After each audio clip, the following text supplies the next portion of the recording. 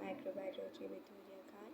तो आज का जो हमारा टॉपिक है वो है ग्रोथ इन बैक्टीरिया, मतलब बैक्टीरिया में ग्रोथ किस तरह से होती है, कितने फेजेस में होती है, या फिर हम उसको कैलकुलेट किस तरह करते हैं। तो आज हम इन सारी चीज़ों के बारे में डिस्कस करेंगे। Now let's start our topic. तो आज का हम सबसे पहले बात कर लेते हैं ग्रोथ इन बैक्टीरिया। बैक्टीरिया में ग्रोथ किस तरह से होती है, हम इसे कैसे डिफ़ाइन कर सकते हैं।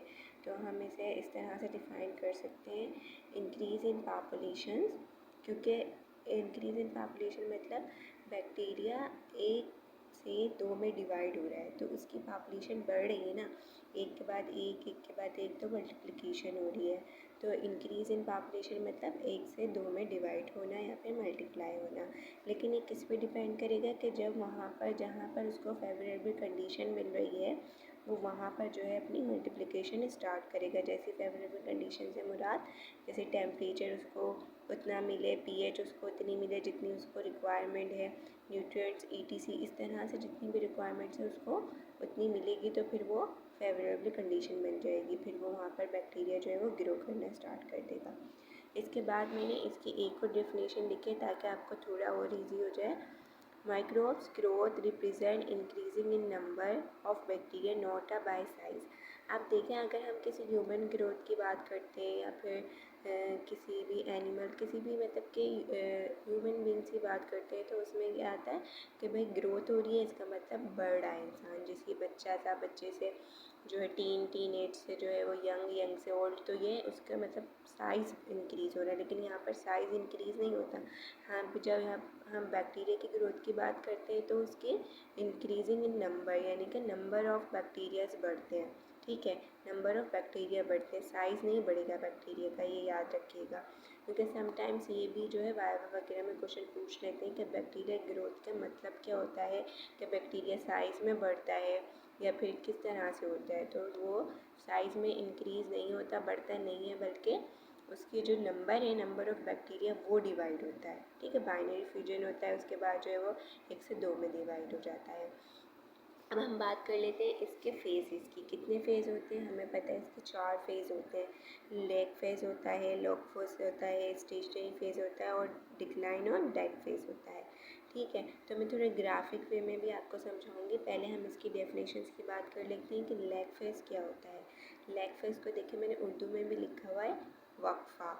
वक्फ़ा मतलब यहाँ पर जो है बैक्टीरिया खुद को प्रिपेयर कर रहा होता है। मतलब अब कोई भी, अगर हमने कल्चर मीडिया में बैक्टीरिया की ग्रोथ करवा रहे हैं, ठीक है, तो जब हम उसकी ग्रोथ करवाएंगे फ़ौरन से वो ग्रो होना तो स्टार्ट नहीं हो जाएगा ना, उसको कुछ टाइम लगेगा ग्रो होने में, क्योंकि वो वहाँ पे एडजस्ट करेगा। फिर जब वहाँ पे उसको इन्वायरमेंट में एडजस्ट कर लेगा, उसको अडॉप्ट कर लेगा, तो फिर वो प्रिपेयर हो जाएगा। तो फिर उसकी जो है डिवीजन या मल्टीप्लिकेशन भी स्टार्ट हो जाएगी, उसकी ग्रोथ भी स्टार्ट हो जाएगी। तो यही डेफिनेशन मैंने यहाँ पे रखी है, bacteria adopt to new environment. ठीक है, इसलिए हमें इसको समटाइम प्रिपरेटरी फेज़ भी कहते हैं, क्योंकि इसमें बैक्टीरिया खुद को प्रिपेयर कर रहा होता है, ग्रोथ के लिए प्रिपेयर कर रहा होता है, मल्टीप्लिकेशन के लिए प्रिपेयर कर रहा होता है। तो इसी की मैंने एक और डेफिनेशन लिखी है लैग फेज़ की, कि एडप्टेशन फेज़। इसको हम एडप्टेशन फेज़ क्यों कहते हैं, क्योंकि बैक्टीरिया इन्वायरमेंट की अडप्टेशन ले रहा होता है जहाँ पर उसको ग्रो करवाया जा रहा है, यानी कि कल्चर मीडिया में हम उसको अगर ग्रो करवा रहे हैं। ठीक है, bacteria produce enzyme for digestion of nutrients, और कुछ एंजाइम भी प्रोड्यूस करता है इसमें, ताकि वो जो भी खुराक ले रहा है, कोई भी कार्बन सोर्स ले रहा है, जो है वो प्रोटीन ले रहा है, कुछ भी ले रहा है फॉर एग्जांपल, तो वो उसकी लिए कुछ एंजाइम भी प्रोड्यूस करता है, सीक्रेट करता है, जिससे वो उस न्यूट्रिएंट्स को जो है डाइजेस्ट कर सके। तो यानी प्रिपरेशन फेज़ हम इसलिए कहते हैं इसको, क्योंकि बैक्टीरिया प्रिपेयर हो रहा होता है। ठीक है, उसके बाद जो हमारा आता है वो आता है लॉग फेज़। ठीक है, तो बहुत सारे बच्चे कंफ्यूज हो जाते हैं, भाई लैग और लॉग पहले आएगा, लॉग पहले आएगा। तो एक ट्रिक मैं आपको बता देती हूँ। देखिए, अब यहाँ पर हमें पता है हमारे अल्फ़ाबेट्स जो है वो कहाँ से स्टार्ट होते हैं, ए से स्टार्ट होते हैं। ठीक है, तो आप इससे अंदाज़ा लगा लें, तो पहले क्या आएगा, लैग आएगा, उसके बाद लॉग आएगा। तो पहले लेग फेज़ फिर लॉग फेज़, ये याद रखिएगा।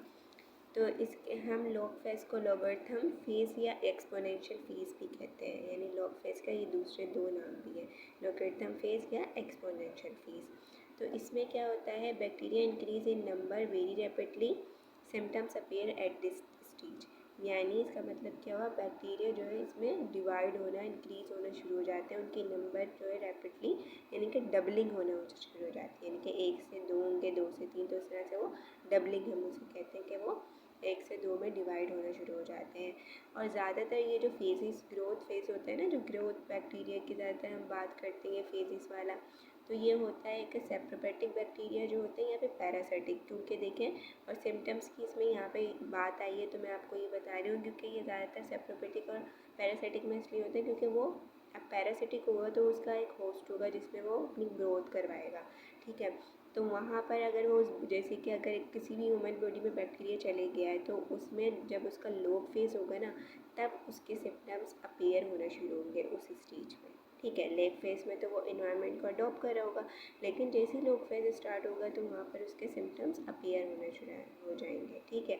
चाहे वो ह्यूमन के अंदर करें या फिर सेप्रोपैटिक, मोस्टली इसमें मैंने आपको बताया 2 बैक्टीरिया होते हैं, सेप्रोपैटिक जो कि डेड ऑर्गेनिज्म पे मल्टीप्लिकेशन करते हैं, अपनी ग्रोथ करवाते हैं, और या पैरासिटिक जो किसी भी ह्यूमन के अंदर चले जाते हैं, किसी और जो है जानदार के अंदर चले जाते हैं, ठीक है, तो वहाँ पे अपनी मल्टीप्लिकेशन करवाते हैं। अब हम बात कर लेते हैं लॉग फेज की हम बात कर रहे थे, तो इसमें मैंने आपको बता दिया कि इसी में ही जो है ये क्या पेयर होना शुरू हो जाते हैं, उसके सिम्टम्स भी बैक्टीरिया के। तो इसको थोड़ा सा और मैंने यहाँ पे डिफाइन किया, डबलिंग फेज। डबलिंग मैंने बता दिया, डबलिंग क्यों कह रहे हैं, क्योंकि 1 से ये 2 में डिवाइड हो रहा है। मेटाबॉलिकली एक्टिव, मेटाबॉलिकली एक्टिव क्यों कह रहे हैं, क्योंकि ये जब इन्वायरमेंट को अडॉप्ट कर लेगा उसके बाद उसके जितने भी न्यूट्रिएंट्स वगैरह हैं तो मेटाबॉलिकली एक्टिव कर लेगा अपने, और वहाँ से न्यूट्रिएंट्स लेना स्टार्ट कर देगा।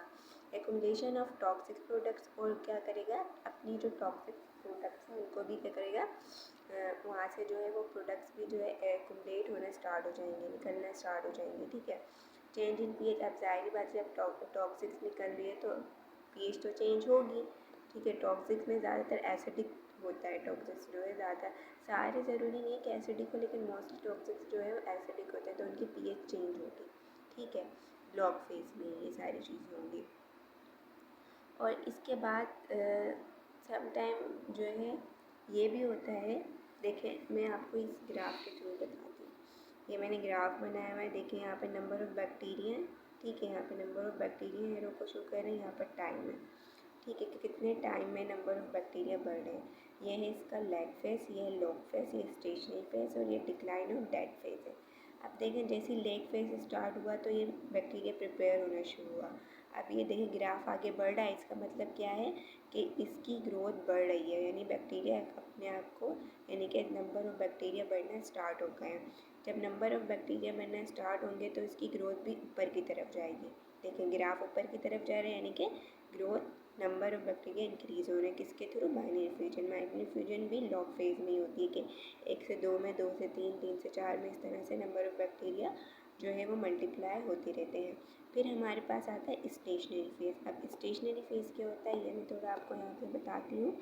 Shortage of food has growth slow down, reproduction rate is equal to death rate. मतलब इसमें क्या होता है, इसमें फूड की शॉर्टेज हो जाती है, क्योंकि जितना भी फूड होता है वो बैक्टीरिया खा चुका होता है, ठीक है, तो फिर उसको मज़ीद जो है ज़रूरत होती है अगर वो खाना चाहे तो, लेकिन वहाँ पर फूड नहीं बचता है, यानी कि फूड वहाँ नहीं होता, तो उसकी ग्रोथ क्या होती है, स्लो डाउन होना शुरू हो जाती है। तो उसकी जो रिप्रोडक्शन रेट होता है ना वो डेथ रेट के इक्वल हो जाता है, क्योंकि जितने बनेंगे उतने ही मरेंगे भी, ठीक है, बैक्टीरिया।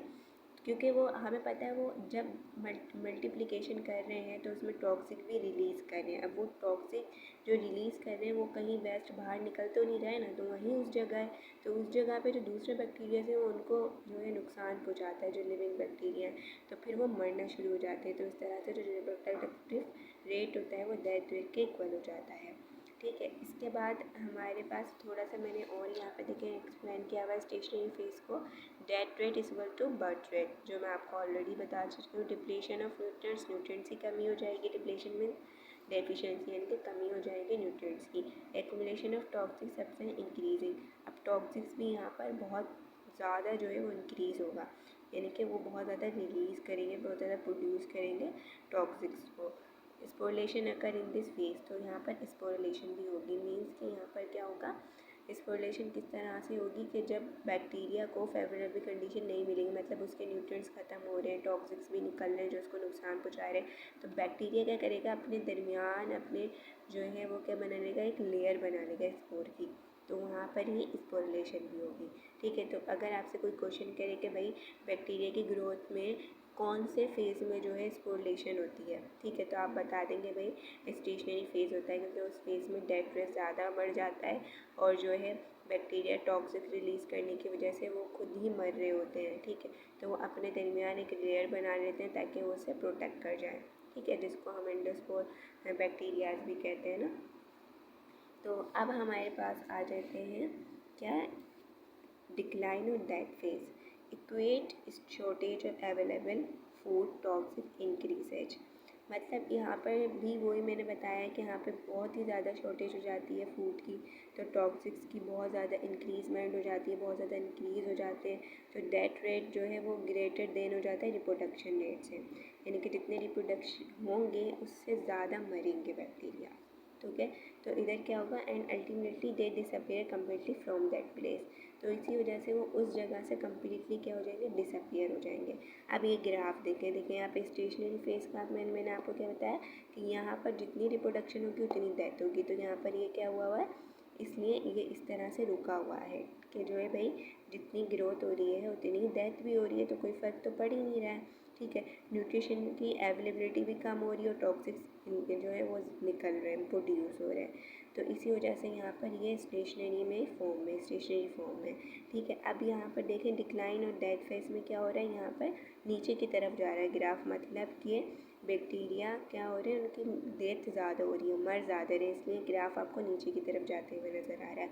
तो इस वजह से क्या हो रहा है, उनकी डेथ ज़्यादा हो रही है बैक्टीरिया के न्यूट्रिशन की कमी की वजह और टॉक्सिक ज़्यादा रिलीज़ होने की वजह से। तो यहाँ पर देखें कुछ और पॉइंट मैंने डिक्लाइन फेज के लिखे हैं, rate of death is increase full of toxic product in this phase, तो इसमें क्या हो जाते हैं, बहुत ही ज़्यादा टॉक्सिक प्रोडक्ट्स जो हैं वो इंक्रीज़ हो जाते हैं, बहुत ज़्यादा हो जाते हैं, जिसकी वजह से बैक्टीरिया ज़्यादा से ज़्यादा मरना शुरू हो जाते हैं। After some time due to continuously that culture become strike. अब देखिए जिस कल्चर में, जिस मीडिया में आप उसको बैक्टीरिया को ग्रोथ करवा रहे हैं, तो हम जो है वहाँ पर अगर बहुत ज़्यादा टॉक्सिक रिलीज़ हो गए, ठीक है, और हमने उस कल्चर को यूज़ भी नहीं किया, ठीक है, तो वहाँ पर जो टॉक्सिक होंगे ना वो सारे उस प्लेट पर फैल जाएंगे और वो बैक्टीरिया सारे के सारे मर जाएंगे, तो वो कल्चर क्या हो जाएगा, स्टेराइल हो जाएगा। ठीक है, तो इस तरह से ये होता है। अब हम बात कर लेते हैं यहाँ पे आगे कि जो है कौन से फैक्टर अफेक्टिंग होते हैं जो इसकी मतलब कि फैक्टर अफेक्टिंग है बैक्टीरियल ग्रोथ के, कौन से जो है इसके फैक्टर अफेक्टिंग होते हैं जो इसकी ग्रोथ पर असर करते हैं बैक्टीरिया की। तो यहाँ पे सबसे पहले पीएच आ जाती है। अब जैसे कुछ बैक्टीरिया होते हैं वो एसिडिक में ग्रो करते हैं, एसिडिक पीएच हो, अब एसिडिक कौन सी होगी, जो 7 से बिलो होगी, यानी कि 1 to 6 यानी 1 to 7 तक वो एसिडिक रहेगी, बाकी 7 तो न्यूट्रल होती है, आपको पता है।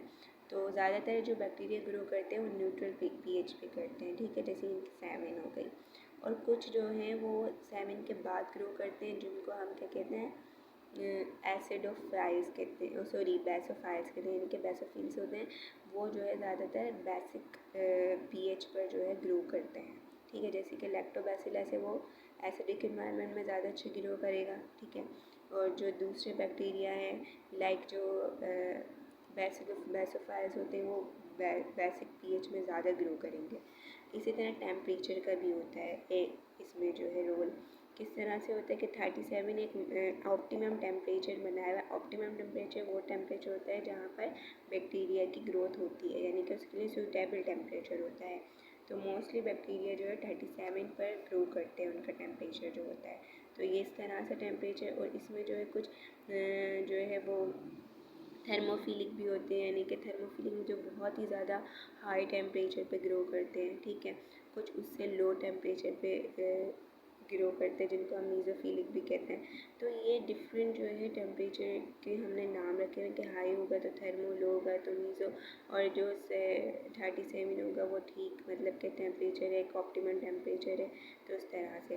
बाकी फिर ऑक्सीजन की अवेलेबिलिटी भी देखते हैं कि ऑक्सीजन की रिक्वायरमेंट मतलब कि एरोबिक है, एनारोबिक है, माइक्रो एरोफिलिक है, या फैकल्टेटिव एनारोब्स या फैकल्टेटिव एरोब्स है।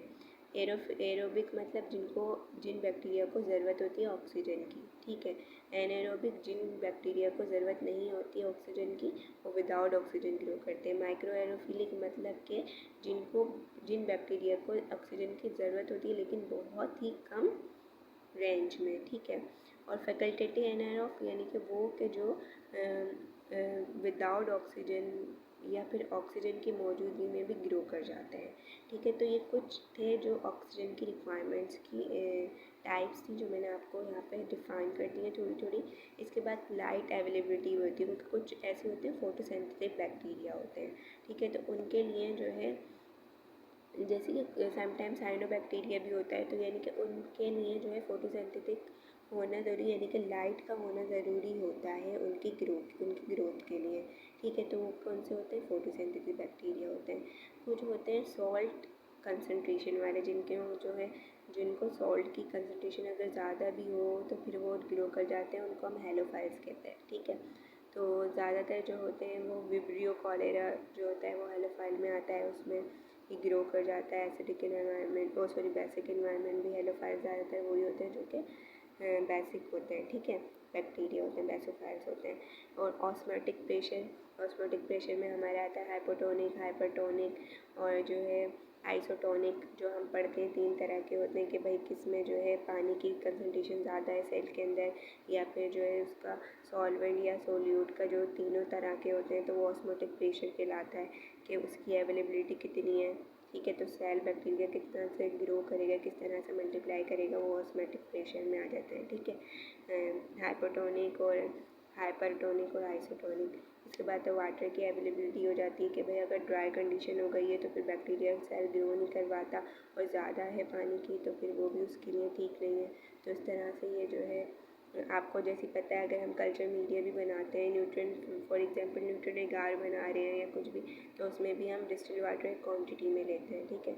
तो इस तरह से वाटर की अवेलेबिलिटी यहाँ पर इंक्लूड होती है। न्यूट्रिशन अवेलेबिलिटी मतलब कि जैसे कार्बन हो गया, प्रोटीन हो गया, कार्बोहाइड्रेट्स हो गया। तो अब जैसे कि हम कि कुछ बैक्टीरिया, कुछ कल्चर मीडिया होते हैं और अलग अलग न्यूट्रिशन वैल्यूज़ होती हैं। जैसे कि अगर हम न्यूट्रिएंट एगार बना रहे हैं तो उसमें हम एगार डालेंगे, ठीक है।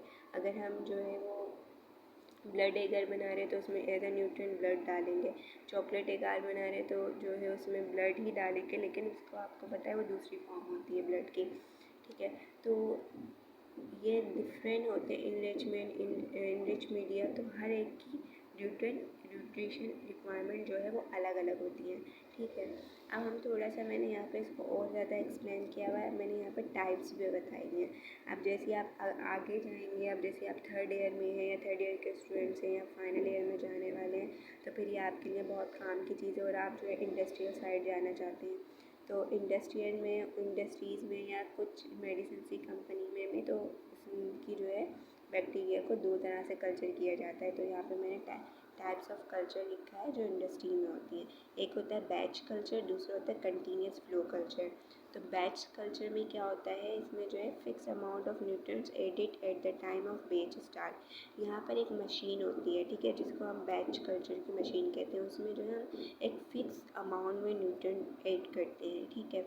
ये फिक्स अमाउंट में न्यूट्रिएंट ऐड करने के बाद उस मशीन को हम स्टार्ट कर देते हैं। फिर क्या होता है, growth curve can be seen such as lag log stationary even sometime death decline. क्योंकि वहाँ पर हम जो है एक फ़िक्स अमाउंट में न्यूट्रिएंट्स डालते हैं। अब जाहिर सी बात है, फ़िक्स अमाउंट में न्यूट्रिएंट्स हैं तो वो कम भी हो सकते हैं, ख़त्म भी हो सकते हैं। तो इसलिए हमें इसमें चारों के चारों फेज़ देखने को मिलते हैं, ठीक है। क्योंकि वो प्रिपेयर भी हो रहा होता है लैग फेज़ में, उसके बाद लॉग फेज़ में उसकी मल्टीप्लिकेशन भी हो रही होती है। फिर उसकी न्यूट्रिएंट अगर कम होने लगती है तो उसमें स्टेशनरी फेज़ भी होता है। और सम टाइम बहुत ही ज़्यादा अगर न्यूट्रिशन की कमी हो जाती है और टॉक्सिक ज़्यादा रिलीज उसका हो जाते हैं तो डिक्लाइन फेज़ भी आ जाता है वहाँ पे, यानी कि डेथ भी होना बहुत ज़्यादा शुरू हो जाती है। उसके बाद क्या होता है, products are form for short time. तो शॉर्ट टाइम के लिए वो प्रोडक्ट्स बन जाती है जो हम लेना चाहते हैं इस प्रोसेस के through. And reuse machines for next culture, और फिर हम उसको दोबारा से रीयूज़ कर लेते हैं दूसरे कल्चर के लिए। मतलब कि हम उसको जो है दूसरे कल्चर, अगर हमें दोबारा से वही प्रोडक्ट्स बनानी है तो हम उसको यूज़ मशीन कर देते हैं, तो वो प्रोसेस दोबारा से नेक्स्ट कल्चर के लिए स्टार्ट हो जाता है। इसके बाद हमारे पास आता है कंटिन्यूस फ्लो ऑफ कल्चर। तो कंटिन्यूस फ्लो ऑफ कल्चर में क्या होता है, continuous nutrient can be added. Continuous हम उस मशीन में जो है न्यूट्रिएंट्स ऐड करते रहते हैं। During machine is running mode, जैसे वो रनिंग मोड में रहती है, चलती रहती है, उसमें हम न्यूट्रिएंट्स ऐड करते रहते हैं, रुकते नहीं हैं, कंटिन्यूसली करते रहते हैं। तो उसमें क्या होता है, growth curve is maintain in log phase all the time. तो उसमें हर वक्त जो है उसका लॉग फेज ही रहता है, क्योंकि उसमें हम देखें उसमें डेफिशिएंसी तो होती नहीं है न्यूट्रिएंट्स की, क्योंकि हम कंटिन्यूस में न्यूट्रिएंट ऐड कर रहे हैं। तो हम जितनी प्रोडक्ट चाहेंगे हमें मिलेगी, वही प्रोडक्ट जो हम लेना चाहते हैं बैक्टीरिया के एंजाइम्स के थ्रू। ठीक है, तो अब यहाँ पर आता है products are form for long period of time. तो जो प्रोडक्ट्स हैं वो हमें एक लंबे अरसे तक मिलती है। यहाँ पर शॉर्ट टाइम, क्योंकि यहाँ पर हम एक क्वांटिटी में बना रहे थे, लेकिन दूसरी जगह पे हम क्वांटिटी में नहीं बनाते, उसमें हम कंटिन्यूसली जो है वो न्यूट्रिएंट्स ऐड करते हैं, तो हमें कंटिन्यूसली प्रोडक्ट भी मिलती है।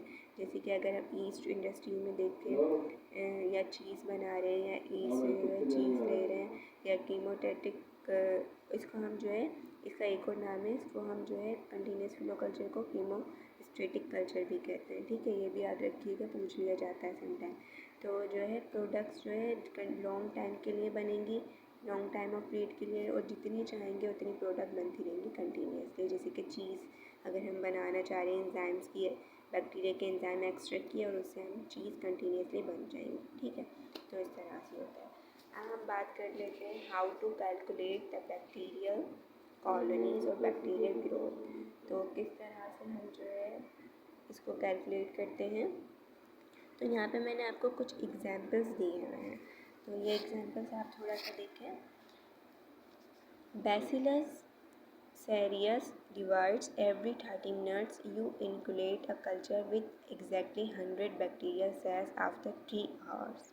How many bacteria present? अभी एक बैसिलस एक बैक्टीरिया है जो डिवाइड कर रहा है हर 30 मिनट्स में, उसकी जो डिवीजन हो रही है, मल्टीप्लिकेशन हो रही है। अब आपको वहाँ से उसको इनुक्लेट करना है। उस कल्चर में से हमने इनुक्लेट किया है कितने, 100 बैक्टीरियल सेल्स। ठीक है, 100 बैक्टीरिया के साथ, और उसके बाद जो है 3 आवर्स के बाद जो है उसमें कितने ज़्यादा बैक्टीरिया प्रेजेंट हो जाएंगे, आपको ये बताएं, यानी कि बैक्टीरिया बताना है कि कितने बैक्टीरिया प्रेजेंट होंगे। ठीक है, तो यहाँ पर टोटल यहाँ पर जो है बैक्टीरिया है, यहाँ पर 2n किसको शो कर रहा है, n शो कर रहे हैं। यहाँ पर नंबर ऑफ़ जनरेशन को, जनरेशन टाइम शो करें, सॉरी जनरेशन की नंबर शो करें, कितने जनरेशन जो है वो मल्टीप्लाई हो रही है, और जिसको हम मल्टीप्लाई करेंगे इनिशियल से, कि इनिशियल यहाँ पर क्या है उससे हम मल्टीप्लाई कर लेंगे। तो हम देखें यहाँ पर 2, यहाँ पर बेसिस की 2, क्योंकि हमें पता है डबलिंग होती है। ठीक है, आपने पढ़ा है, मैंने पहले आपको पढ़ाया है कि जो लॉग फेज होता है उसमें क्या होता है, इसकी डबलिंग होती है। बैक्टीरिया की ग्रोथ में जो है डबलिंग हो रही होती है, बैक्टीरिया 1 से 2 में डिवाइड होता है, तो यहाँ पे हमेशा हमने बैक्टीरिया के लिए 2 ही यूज़ करते हैं इसकी बेस। ठीक है, तो जो नंबर चेंज होगा वो उसका ऊपर वाला होगा, यानी कि n, सब इसको हम एक्सपोनेंशियल भी कहते हैं। ठीक है, तो इसीलिए हम उसको एक्सपोनेंशियल फेज भी कह देते हैं, लॉगरिथम भी कह देते हैं। तो ये सिर्फ और सिर्फ जो है कैलकुलेशन की बात होती है, बाकी होता एक ही फेज़ ही है। ठीक है, लॉग फेज़ ही होता है। तो 6 यहाँ पर हमें कैसे पता चला कि यहाँ पर 6 होगा, हम क्या करते हैं, अब देखें हमें यहाँ पर कितने 3 आवर्स दिए हुए, 3 घंटे दिए हुए, लेकिन हमें पता है 1 घंटे में कितने मिनट्स होते हैं, 60 मिनट्स होते हैं। ठीक है, तो 60 मिनट्स को मैंने क्या किया है, 3 से मल्टीप्लाई किया, तो यहाँ पर मेरे पास क्या आ गया, 180 आया। ठीक है, 3 से मल्टीप्लाई किया मैंने, क्योंकि यहाँ पर हमने पढ़ा है कि 30 मिनट्स है हमारे पास, 30 मिनट्स बताई हुई है, एक बैक्टीरिया जो है डिवाइड हो रहा है, एवरी बैक्टीरिया 30 मिनट्स में डिवाइड हो रहा है। ठीक है, और उस पर कितने घंटे, 3 आवर्स दिए हुए हैं। ठीक है, तो 3 आवर्स को हमें पता है कि 1 घंटे में 60 मिनट्स होते हैं, तो 60 मिनट्स को हम अगर मल्टीप्लाई कर देंगे 3 आवर्स से, यानी कि 3 से, तो हमारे पास आंसर आ जाएगा 180। तो 180 को हम क्या करेंगे, उसको हम डिवाइड कर देंगे 30 मिनट से, जो हमें एक जनरेशन का टाइम दिया हुआ है, यानी कि एक बैक्टीरिया के डिवीजन का टाइम दिया हुआ है। तो जब हम इसे डिवाइड करेंगे तो हमारे पास क्या आ गया, 6 आ गया। तो ये इस तरह से यहाँ पर जो है वो 6 आया। इसका नंबर ऑफ जनरेशन हमारे पास क्या आई, हमें टोटल पता चल गई 6 है। अब 6 को मैं 6 से मल्टीप्लाई करूँगी, 2 2 ज़ा 4, 4 2 ज़ा 8, 8 2 ज़ा 16, 16 2 ज़ा, तो इस तरह से ये जो है 64 बन गया। हमारे पास आंसर क्या है, 64 आया है इसका। इसकी बेस को जब हमने एक्सपोनेंशियल से किया तो हमारे पास 64 आ गया। अब हमने क्या करा है, जो 64 हमारे पास ये टोटल आ चुका है, हमने यहाँ पर हमें कितना दिया हुआ है, एग्जैक्टली बैक्टीरियल सेल्स कितने दिए हुए, 100 दिए हुए। तो हमें जो गिवन होगा उससे हम क्या कर देंगे, इसको मल्टीप्लाई कर देंगे। ठीक है, जब हमने इसको से मल्टीप्लाई किया तो हमारे पास क्या आ गया, 6400। इसी तरह यहाँ पर भी देखें, यहाँ पर इस तरह से करें या इस तरह से लिख के आंसर सेम रहेगा। ठीक है, तो यहाँ पर भी हमने इसको क्या किससे मल्टीप्लाई किया, इससे मल्टीप्लाई करा, तो इसका आंसर क्या हो गया, 6400। तो इस तरह से हमारे पास इसकी जो है कितने बैक्टीरिया प्रेजेंट थे उसमें 3 घंटे बाद, 6400 बैक्टीरिया उसमें जो है मल्टीप्लिकेशन हो चुकी थी। अब हम एक और प्रॉब्लम देख लेते हैं। If a bacteria cell divide in every 20 minutes, अगर हर बैक्टीरिया जो है डिवाइड हो रहा है एवरी 20 मिनट्स में, तो कितने बैक्टीरिया जो है वो बनेंगे 2 घंटों में। ठीक है, यानी बैक्टीरिया सेल जो है वो डिवाइड हो रहा है हर 20 मिनट बाद, 1 से 2 हो रहे हैं। ठीक है, वो डिवाइड हो रहा है, तो कितने बैक्टीरिया जो है वो बनेंगे, फॉर्म होंगे 2 घंटों में। तो इसमें देखें 4 दिए हुए ऑप्शन, 4, 8, 16 और 64। ये मैंने एज अ क्विज़ आपके लिए रखा है, एमसीक्यूज रखा था कि आप इजीली इसको सॉल्व कर सकें। किसी भी तरह के प्रॉब्लम्स आए, सिर्फ और सिर्फ आपको मेथड अपने दिमाग में बिठाना होता है। रेक्टिफिकेशन आपको पता है थोड़ा मैथमेटिक्स है, तो इसमें रेक्टिफिकेशन तो चलती नहीं, कॉन्सेप्चुअल चीज़ें चलती हैं। तो यहाँ पे हम अपने कॉन्सेप्ट रखेंगे।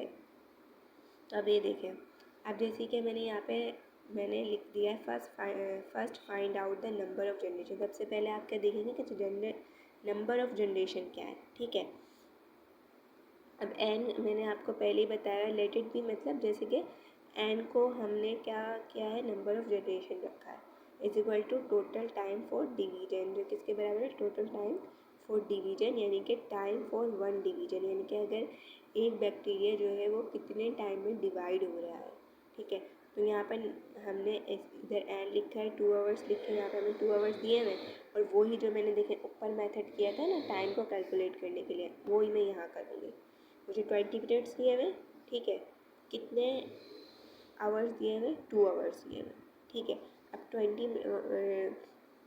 मैं क्या कर लूँगी, पहले वही फार्मूला अप्लाई कर लूँगी कि भाई 2 घंटे में, 1 घंटे में 60 मिनट्स होते हैं, तो 60 को मैं किसके कर दूँगी, यहाँ पे 2 घंटे दिए हुए, तो 60 को अगर मैं करूँगी 2 से मल्टीप्लाई तो मेरे पास आ जाएगा 120 आएगा।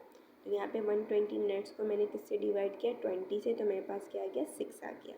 ठीक है, तो जब आप 120 को 20 से डिवाइड करेंगे तो आपके पास 6 आ गया, यानी जनरेशन टाइम हमें पता चल गया।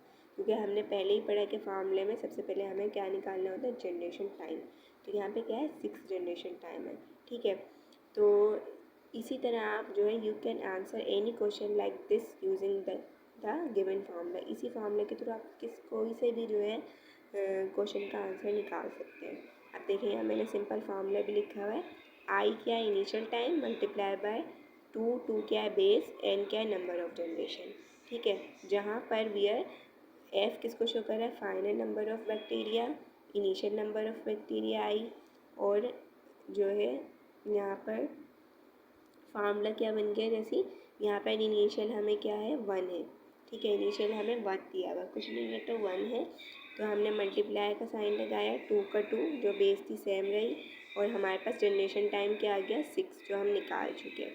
ठीक है, तो यहाँ पर इसी तरह हम 6 को लिखेंगे, 1 को मल्टीप्लाई करके इसको 6 टाइम लिख देंगे। ठीक है, तो हमारे पास वही 64 का 64 ही रहेगा, क्योंकि इनिशियल हमारे पास 1 था।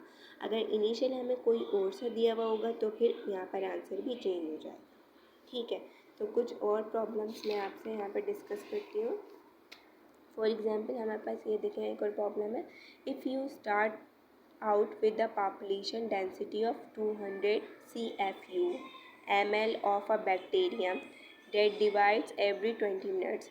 देखें, अगर जो है अगर हम जो है बैक्टीरिया की पॉपुलेशन स्टार्ट कर रहे हैं, ठीक है, कैलकुलेट करना स्टार्ट करेंगे, तो उसकी देखें आप डेंसिटी से या CFU आ रहा है, ML आ रहा है, ये तो भाई पता नहीं कौन सा यूनिट आ गया, तो ये कोई इतनी मुश्किल नहीं है। ट्रिक आपको वही यूज़ करनी है, फार्मूला सेम रहेगा, सिर्फ ये आपको कंफ्यूज करने के लिए ऐसे क्वेश्चन दे देते हैं, बट मेथड जो है वो सेम रहेगा आपका, सिर्फ यहाँ पे यूनिट चेंज हो रहे हैं कि CFU मतलब कॉलोनी फॉर्म यूनिट, यानी कि बैक्टीरिया की कॉलोनी फॉर्म यूनिट जो होता है उसको हम कहते हैं, ठीक है। तो ML में कर लें उसको या फिर किसी में कर लें। अब लिक्विड मीडिया होगा तो उसको हम ML में जो है मेजर करेंगे ना, उसकी फिर बैक्टीरिया कॉलोनी भी फिर वैसे ही मेजर होंगी। तो सिर्फ यहाँ पर इस चीज़ का फ़र्क है, ज़्यादा डिफरेंस नहीं है। तो फिर यहाँ पर हम जो है क्या कर देंगे, दैट डिवाइड्स एवरी 20 मिनट्स, उसकी कॉलोनी कितनी डिवाइड्स हो रही है, हर बैक्टीरिया 20 मिनट्स में डिवाइड हो रहा है। What will the population density be at the end of 2 hours, तो 2 घंटों बाद जो है उसकी कॉलोनी कितनी हो जाएंगी, 2 घंटों बाद जो है उसकी कॉलोनी, उसमें बैक्टीरिया की क्वांटिटी जो है वो कितनी हो जाएंगी, वो हमें देखना होता है। तो यहाँ पर देखें, at the end of 2 hours assuming the cells are in the log phase of growth, तो लॉग फेस ऑफ ग्रोथ कैसा हो गया यहाँ पर कि लॉग फेस में, इसमें लॉग फेस में पूछा हुआ है कि उसमें बैक्टीरिया की ग्रोथ कितनी होगी। तो यहाँ पे देखें ऑप्शंस दिया हुआ है, A दिया हुआ है, B दिया हुआ है, C दिया हुआ है, D दिया हुआ है, ठीक है। 3200, 2 एक्सपोनेंशियल पावर 6, 1 to 800, 200 पावर 6, तो ये सारे इधर हमें आंसर दिए ना, हमें सही आंसर इसमें से मेजर करना है। तो यहाँ पर नंबर ऑफ जनरेशन यानी n किसको शो कर रहा है, नंबर ऑफ जनरेशन को। तो हमारे पास 20 मिनट्स में देखें हर बैक्टीरिया डिवाइड कर रहा है, तो वही मेथड सेम अप्लाइड होगा। तो कितने हो गए कैलकुलेशन करने के बाद, 120 मिनट्स को हमने डिवाइड कर दिया 20 से, तो हमारे पास क्या आ गया, 6 आ गया, यानी कि जनरेशन टाइम हमारे पास क्या है, 6 है, ठीक है। तो फार्मूला हमारा क्या है, वही है same, initial multiply by 2 power n, n क्या है, नंबर ऑफ जनरेशन, f किसको शो कर रहा है, final number of bacteria, initial number of bacteria, और यहाँ पे इनिशियल हमारे पास कितना हमें दिया हुआ है, 200 दिया हुआ है, ठीक है। वहाँ पर हमें नहीं दिया हुआ था, 1 था, इसलिए हमने उसको मल्टीप्लाई 1 से ही कर दिया था, लेकिन यहाँ पे इनिशियल हमारे पास 200 दिया हुआ है, तो 200 को मल्टीप्लाई कर देंगे पावर 6, ये आ गया। तो हमारे पास क्या बन जाएगा यहाँ पे, 12800, इसका ये आंसर आ जाएगा इस तरह से, ठीक है। तो यहाँ पे सिर्फ ट्रिक यूज़ हुई है, वही फार्मूला यूज़ हुआ है, कुछ भी डिफरेंस नहीं है, बस थोड़ी सी चेंजेस है। और एक्सपोनेंशियल और लोगरिथम में आपको कंफ्यूज होने की ज़रूरत नहीं है, सिर्फ बेस या उसमें पावर का थोड़ा सा डिफरेंस होता है, बाकी सेम है, ठीक है। नेक्स्ट एक और प्रॉब्लम पे आ जाते हैं, ठीक है। अब यहाँ पर देखें हमारे पास, अब बैक्टीरिया से divide once in every minute, हर बैक्टीरिया जो है एक मतलब हर मिनट में डिवाइड हो रहा है, ठीक है, डिवाइड हो रहा है once in every minute, once मतलब एक के बाद एक, and take 1 hour to fill a cup, और एक जो है घंटे में जो है वो कप जो है वो फिल हो रहा है, ठीक है, फिल हो रहा है पूरा। How much time will it take to fill half the cup, तो कितना टाइम लगेगा उस कप को मतलब हाफ फिल होने में, how much time will it take to fill half the cup, तो कितने टाइम में वो कप जो है हाफ फिल होगा, ठीक है, फिल हाफ द कप। तो हमें पता है 1 घंटा लग रहा है, पूरा 1 घंटा लग रहा है बैक्टीरिया के कप को फिल होने में। तो ये कॉमन सेंस की बात है, ये भी एक थोड़ी ट्रिकी वाली प्रॉब्लम है।